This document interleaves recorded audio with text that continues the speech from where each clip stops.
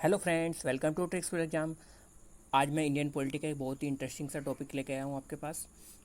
हमारे टॉपिक का नाम है type of fund of the government of India. Actually जब गवर्नमेंट ऑफ इंडिया को सोशल वेलफेयर के लिए या फिर किसी भी सिचुएशन को, किसी भी कंटिजेंसी सिचुएशन इमरजेंसी सिचुएशन को टैकल करने के लिए जब भी पैसे की रिक्वायरमेंट होती है, फंड की रिक्वायरमेंट होती है, तो गवर्नमेंट ऑफ इंडिया पैसा कहाँ से निकालती है। तो आज हम उसी के बारे में डिस्कस करने वाले हैं कि गवर्नमेंट ऑफ इंडिया के पास कितने तरह के फंड है जहां से गवर्नमेंट ऑफ इंडिया पैसा निकाल सकती है। चलिए टाइम को वेस्ट ना करते हुए अपनी लेक्चर को शुरू करते हैं।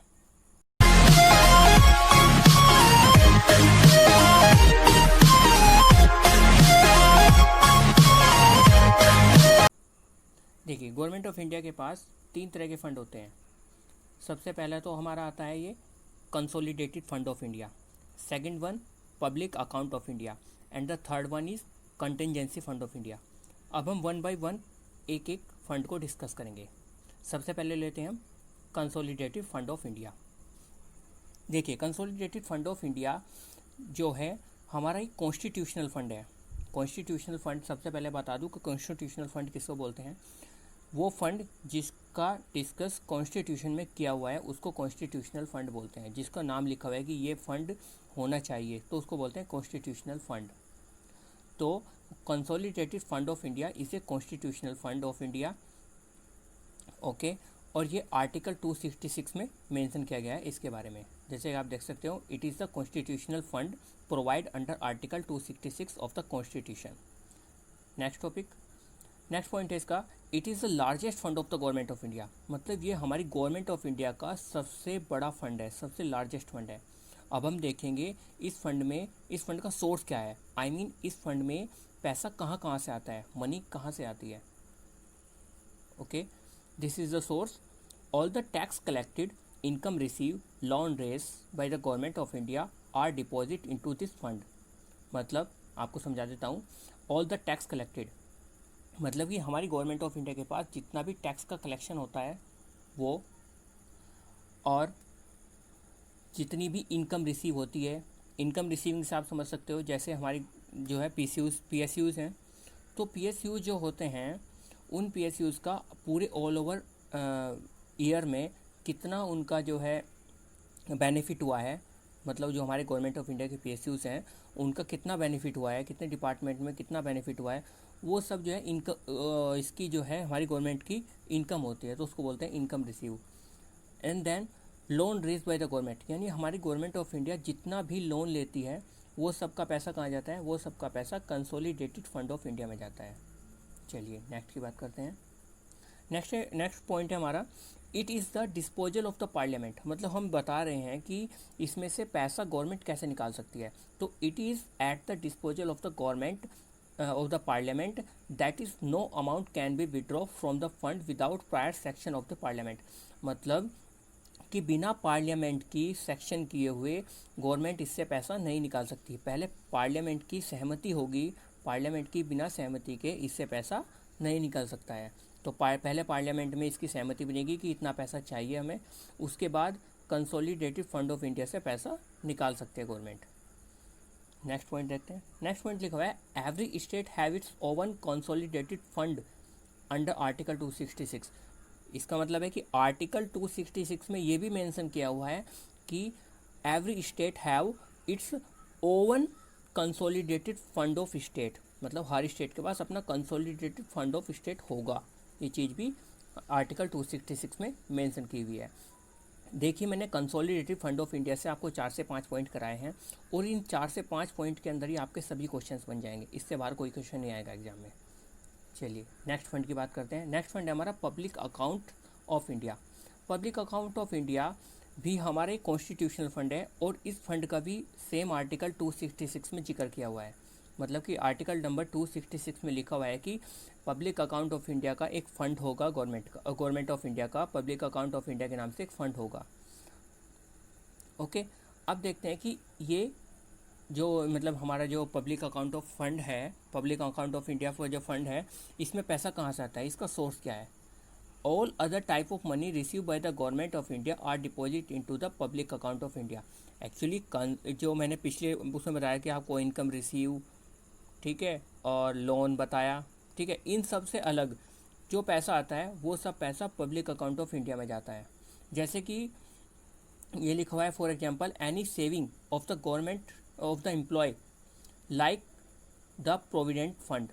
एक्चुअली आपको पता है जब जॉब लगती है तो जॉब लगने पे हर जो है एवरी मंथ आपका प्रोविडेंट फंड मतलब पीएफ कटता है, और वो पीएफ कटने के बाद वो आपका जो है पीएफ जो कटता है ना वो आपका जुड़ता रहता है, और जब आप रिटायर होते हो या फिर आप बीच में कभी भी पीएफ तोड़वाते हो तो आपको वो पैसा मिल जाता है। तो आपको मिलने से पहले वो पैसा कहाँ पे जमा किया हुआ है, वो सभी पैसा आपको मिलने से पहले पब्लिक अकाउंट्स ऑफ इंडिया में मतलब डिपॉजिट रहता है। ओके, नेक्स्ट पॉइंट है it is the disposal of executive. मतलब कि इससे पैसा कैसे निकाल सकता है, कौन पैसे से निकाल सकता है, तो इससे पैसा जो निकाल सकते हैं वो ओनली एग्जीक्यूटिव निकाल सकते हैं। ओके, चलिए नेक्स्ट, इससे आपका जो है ना जितने भी क्वेश्चंस होंगे वो इन 3 पॉइंट्स में कवर हो जाएंगे। नेक्स्ट फंड की बात करते हैं। नेक्स्ट फंड है हमारा contingency fund of India. Contingency fund of India में आप समझ गए होंगे कॉन्टिजेंसी का मीनिंग होता है इमरजेंसी, मतलब कि ऐसा फंड जो इमरजेंसी सिचुएशन को टैकल करने के लिए बनाया गया है।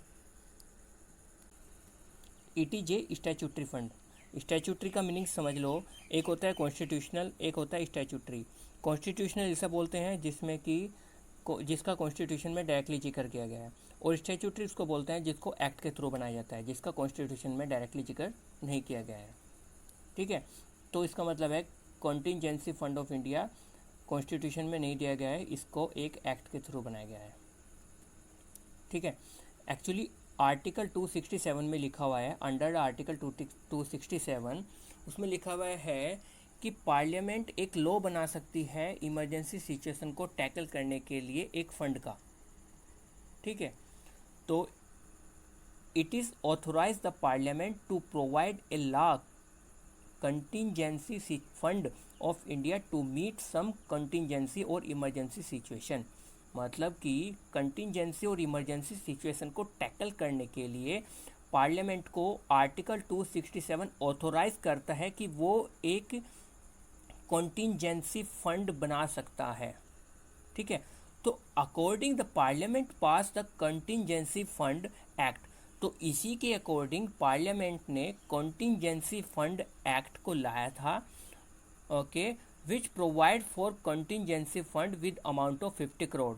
एक्चुअली जब इसको बनाया गया था, जब इस एक्ट को पास किया गया था, लाया गया था, तो उस टाइम पे इसमें केवल 50 करोड़ रखे गए थे, मतलब ओनली 50 करोड़ का प्रावधान था इसमें रखने का।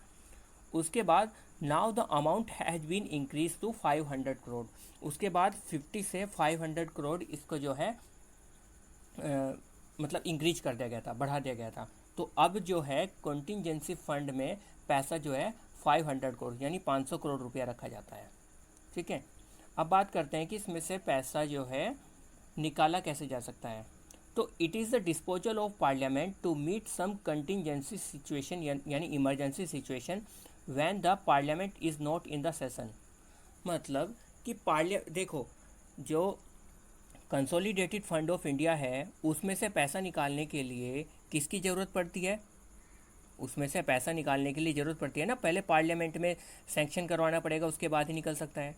लेकिन अगर इमरजेंसी सिचुएशन है तो उस टाइम पे तो और पार्लियामेंट उस टाइम पे सेशन में नहीं है, पार्लियामेंट का सेशन नहीं चल रहा है, तो उस टाइम पे पैसा कैसे निकालेंगे, तो उसके लिए ये फ़ंड बनाया गया है। तो उस टाइम पे जो कंटिजेंसी फंड से जो पैसा निकाला जा सकता है वो जो है प्रेसिडेंट निकाल सकता है। तो प्रेसिडेंट क्या करता है, प्रेसिडेंट इसमें से पैसा निकाल के तब गवर्नमेंट को देता है किसी सिचुएशन को टैकल करने के लिए। ओके, अब बात करते हैं कि इसमें पैसा आता कहाँ से है। Source of the contingency fund, actually the amount sanction by the president after the rectification by the parliament it transferred from consolidated fund to the contingency fund. Actually जब कंसोलिडेटेड फंड में सारा पैसा आ जाता है, जो भी पैसा आता है, तो क्या होता है उसमें से 500 करोड़ निकाल करके कंटिजेंसी फंड में डाल दिए जाते हैं। जब ये पैसा 500 करोड़ ख़त्म हो जाता है बाई चांस, तो दोबारा से फिर जो है प्रेसिडेंट सैंक्शन करता है कि कंसोलिडेटेड फंड में से पैसा निकाल के आप कंटिजेंसी फंड में डालिए। ठीक है। तो आपके मैंने आज जो है तीनों के तीनों फंड करा दिए हैं। ठीक है, इन तीनों फंड से जितने भी आपके क्वेश्चंस बन सकते थे वो सभी के सभी जितने मैंने पॉइंट्स कराए हैं इसमें से सभी के सभी बन जाएंगे। ठीक है, आज के लिए बस इतना ही है। अगर आपको वीडियो अच्छी लगी है तो प्लीज़ लाइक ज़रूर करें और इस वीडियो को ज़्यादा से ज़्यादा शेयर करें, क्योंकि ज्ञान तो बांटने से ही बढ़ता है। और चैनल को सब्सक्राइब करना ना भूलें, ताकि ये आपको अच्छी से अच्छी वीडियो आपको जो है नोटिफिकेशन के थ्रू मिलती रहे। चलिए मिलते हैं नेक्स्ट वीडियो में, तब तक के लिए धन्यवाद। Thank you, bye.